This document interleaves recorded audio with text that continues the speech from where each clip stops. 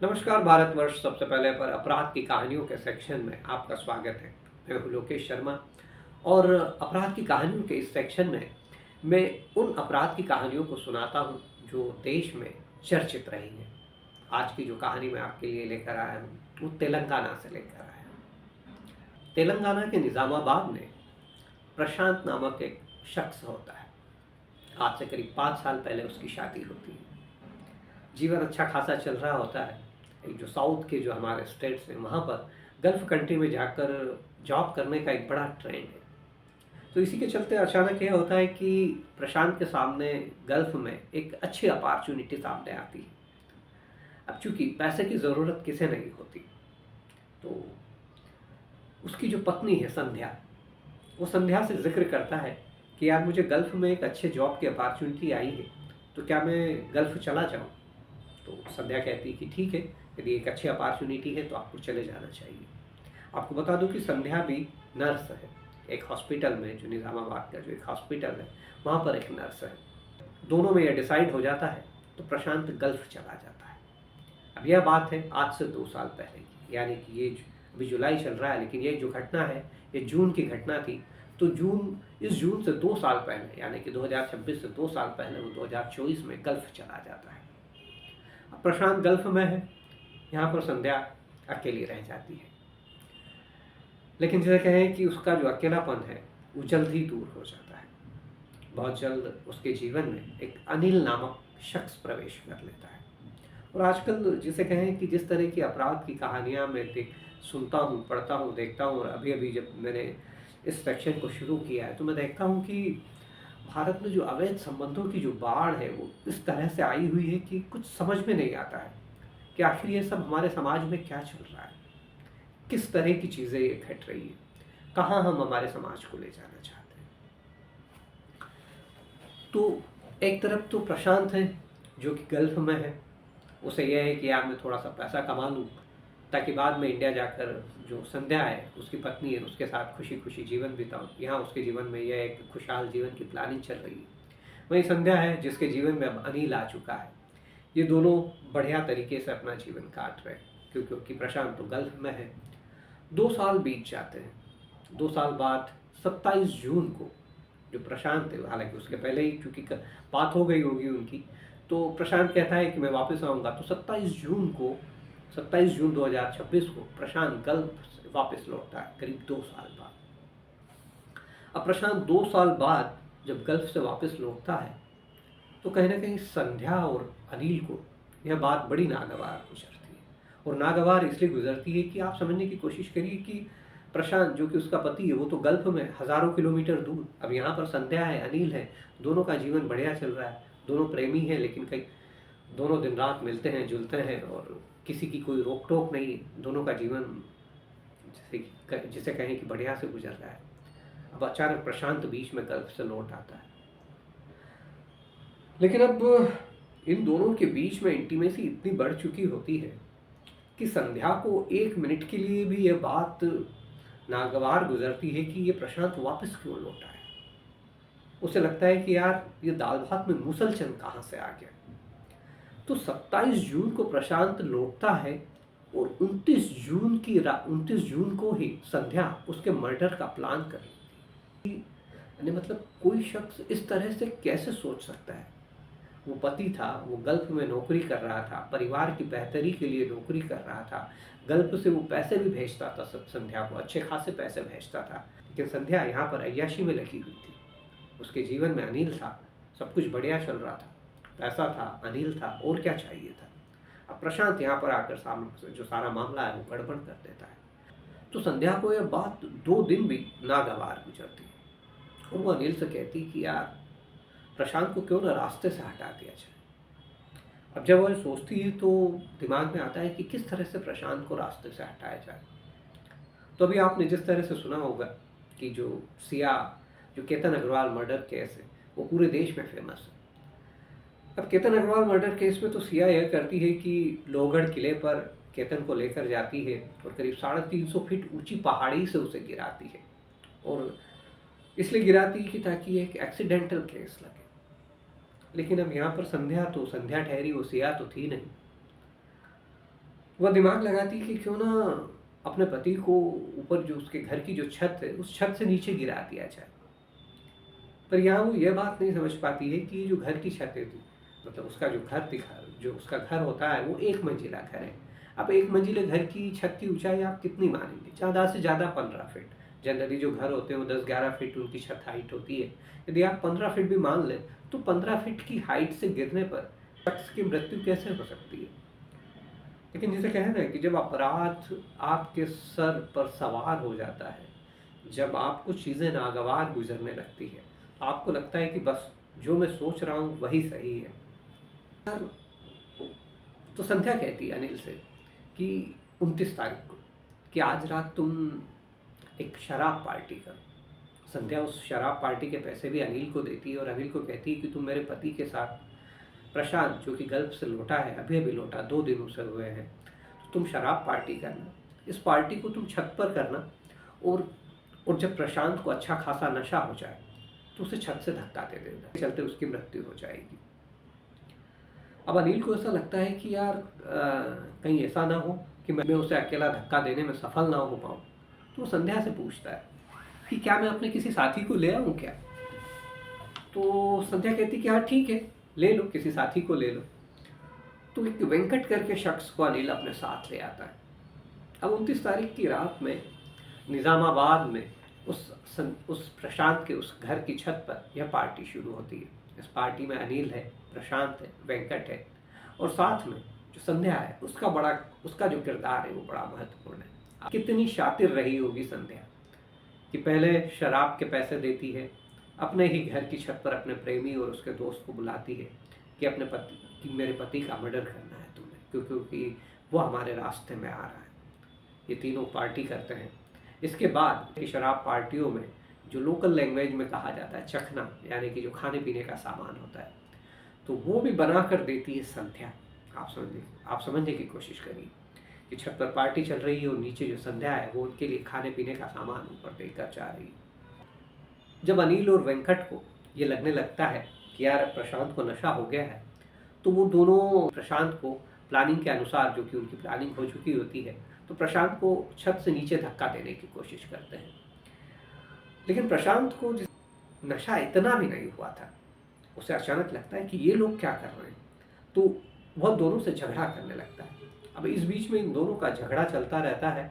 इधर अनिल और वेंकट इसे धक्का देने की कोशिश कर रहे हैं, वो दोनों तीनों झगड़ रहे हैं। इसी बीच में जो संध्या है वो ऑमलेट लेकर छत पर आती है। जब वो देखती है कि ये उसे फेंकने में सफल नहीं हो पा रहे, यानी कि प्रशांत को छत से नीचे गिराने में सफल नहीं हो पा रहे और उनके बीच में संघर्ष चल रहा है, तो पीछे से आती है और प्रशांत को धक्का दे देती है और प्रशांत धड़ाम से नीचे जा गिरता है। लेकिन जिस तरह से मैंने कहा कि 15 फीट की जो हाइट होती है वो इतनी हाइट नहीं होती है शख्स की गिरने से जान ही निकल जाए।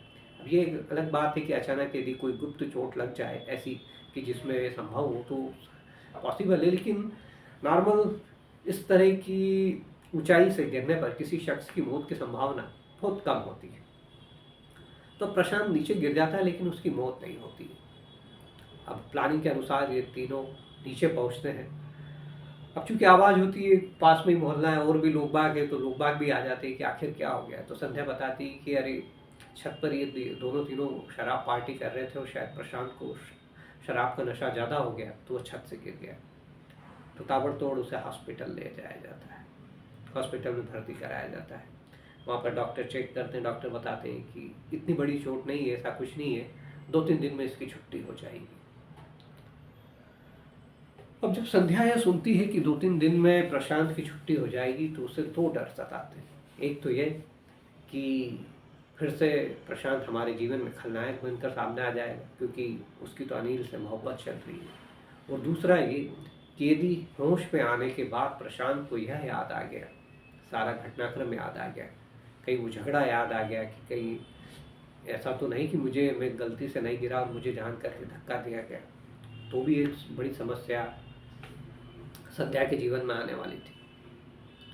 तो संध्या सोचने लगती है। अब यहाँ पर संध्या जिसे वकील का इस्तेमाल करती है। आपको बता दूं, मैंने आपको शुरू में बताया है कि जो संध्या है वो हॉस्पिटल में नर्स का काम करती है। तो उसे लगता है कि क्यों ना अब ये अभी तो बच गया है, लेकिन यदि मैं इसे नींद का ओवरडोज, जो नशे की जो गोलियां होती, जो नींद का जो ओवरडोज होता है, यदि वो इसे दे दूं तो हो सकता है कि शायद प्रशांत की जीवन लीला समाप्त हो जाए। तो पत्नी, जो कि पत्नी है संध्या, वो अपने पति प्रशांत को जो नींद का जो ओवरडोज है वो उसकी सलाइन में मिला देती है। लेकिन जिसे कहें कि प्रशांत यहाँ पर भी अभी भी भाग्यशाली था। नींद की गोलियों का ओवरडोज होने के बाद भी जिसे कहें कि प्रशांत की जो सांसें हैं वो चल रही होती है। संध्या चूंकि नर्स है, वो चेक करती है, वो सारी चीज़ों को समझती है, वो देखती है कि ये नींद में तो है लेकिन अभी भी मरा नहीं है। अब संध्या सोचती है कि इसे मारना तो हर हाल में है, क्योंकि ऐसा मौका फिर नहीं मिलेगा। तो अचानक वो जब बाथरूम जाती है तो बाथरूम में से टॉयलेट क्लीनर नजर आ जाता है। तो सोचती है कि क्यों ना मैं इसे टॉयलेट क्लीनर का इंजेक्शन लगा दूं, शायद हो सकता है कि इसका जहर कहीं कुछ काम कर जाए। और जो संध्या इस बार अपनी प्लानिंग में सफल हो जाती है, वो टॉयलेट क्लीनर लेकर आती है और इंजेक्शन में लेकर और प्रशांत के शरीर में इंजेक्ट कर देती है। और कुछ घंटों बाद फाइनली प्रशांत दम तोड़ देता है। अब 27 जून को एक शख्स जो कि गल्फ से लौटा है, 2 दिन हुए हैं, 2 दिन बाद वो एक शराब पार्टी करता है, अपनी छत से गिर जाता है और 30 तारीख को उसकी मृत्यु हो जाती है। अब पत्नी तो चूंकि खुद कातिल थी तो उसे तो यह बात कहीं नागवार गुजरनी नहीं थी, लेकिन जो प्रशांत के जो माँ बाप होते हैं, जो इस खासकर जो प्रशांत की माँ है, उसे यह बात गले नहीं उतरती है।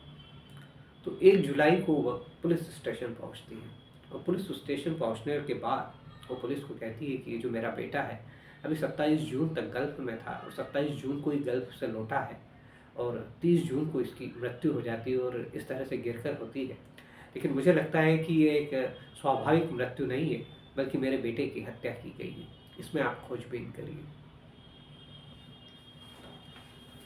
तो जब पुलिस इस तरह की चीज़ सुनती है तो अब चूंकि इस तरह के केस लगातार बढ़ते जा रहे हैं तो पुलिस भी हरकत में आती है। और जब पुलिस हरकत में आती है तो यह केस पुलिस के लिए जिसे कहें कि बड़ा मिनटों में सुलझाने वाला हो जाता है। और उसके पीछे रीज़न ये कि संध्या ने दिमाग तो लगाया लेकिन बहुत थोड़ा सा दिमाग लगाया। उसने सिर्फ इतना सा दिमाग लगाया कि मैं इसे छत से गिरा दूं, या फिर चूंकि मैं नर्स हूँ तो यदि मैं इसके शरीर में इस तरह का जो जहर है वो इंजेक्ट कर दूं तो शायद इसकी मृत्यु हो जाएगी। लेकिन जो बाकी घटनाक्रम थे उस पर उसने बिल्कुल भी गौर नहीं किया। तो पुलिस अब चूंकि आजकल डिजिटल साक्ष्य सबसे पहले जुटाती है, सबसे पहले जो पकड़ में आता है वो जो आपका ये जो मोबाइल होता है ना, जिसके साथ आप दिन भर लगे रहते हैं, जब कोई शख्स अपराध करता है ना तो ये मोबाइल ही उसे सबसे पहले पकड़वाता है। तो पुलिस संध्या और अनिल का मोबाइल जब्त करती है। जब एक और चीज़ आपको जो यहाँ पर बता दूं मैं कि कहीं चूंकि अब अनिल और संध्या 2 साल से प्रेम संबंधों में थे, तो मोहल्ले में कहीं ना कहीं इस बात की सब लोगों को भनक थी कि संध्या और अनिल के बीच बीच कुछ है। तो यह बात कहीं ना कहीं प्रशांत की माँ को भी पता थी। तो जब प्रशांत की माँ पुलिस स्टेशन पहुंचती है तो कहती है कि उसकी जो बहू है संध्या, उसका कहीं ना कहीं अनिल से कोई रिलेशन है, जिसके चलते शायद प्रशांत को मौत के घाट उतारा गया। तो इसी के चलते फिर पुलिस संध्या और अनिल का जो मोबाइल है वो जब्त करती है। दोनों के कॉल डिटेल निकाले जाते हैं, सीसीटीवी फुटेज खंगाले जाते हैं। और जब ये सारी चीज़ें सामने आती है, मामला जो है वो दूध का दूध और पानी के पानी की तरह सामने आ जाता है। और पीएम रिपोर्ट में यह क्लियर हो जाता है कि जो प्रशांत की जो मृत्यु है वो किसी पॉइजनस चीज़ से हुई थी। तो दोनों से पुलिस पूछताछ करती है, दोनों पूछताछ में कबूल कर लेते हैं। और यहाँ पर एक चीज़ और बताऊँ कि जो साथ में जो वेंकट होता है, वेंकट तमिल में बयान देता है, लेकिन वो बताता है कि प्रशांत को उठाया जरूर था मैंने, लेकिन जो धक्का है वो धक्का पीछे से संध्या ने दिया था। तो इस तरह से तेलंगाना के निज़ामाबाद से यह खबर थी कि किस तरह से एक पत्नी संध्या अपने प्रेमी अनिल और उसके दोस्त वेंकट के साथ मिलकर अपने पति प्रशांत का मर्डर कर देती है। यह कहानी थी जो नेशनल मीडिया रिपोर्ट्स के आधार पर मैंने आपको सुनाई है। और इन कहानियों को सुनाने के पीछे जैसे मैं कहूँ कि हर बार मैं अपनी कहानियों में कहता हूँ कि इसका उद्देश्य सिर्फ और सिर्फ जागरूकता फैलाना है, ताकि यदि कहीं कोई इन कहानियों को देखे सुने तो वो अपराध से दूर जाए, क्योंकि जो अपराध का रास्ता है वो आपको कहीं नहीं पहुंचाता है, सिर्फ और सिर्फ सलाखों के पीछे पहुंचाता है। और इसमें सिर्फ आप सलाखों के पीछे नहीं पहुंचते हैं, बल्कि आपके साथ साथ वह शख्स जिसका मर्डर हुआ है, उसका परिवार, आपका परिवार और भी काफ़ी सारे लोग प्रभावित होते हैं। तो यह थी भारतवर्ष सबसे पहले पर अपराध की कहानियों में तेलंगाना के निज़ामाबाद से आई हुई कहानी, जिसमें एक पत्नी संध्या ने अपने पति प्रशांत का अपने प्रेमी अनिल और उसके दोस्त वेंकट के साथ मिलकर मर्डर किया था। आप देख रहे हैं भारतवर्ष सबसे पहले और मैं हूँ लोकेश शर्मा।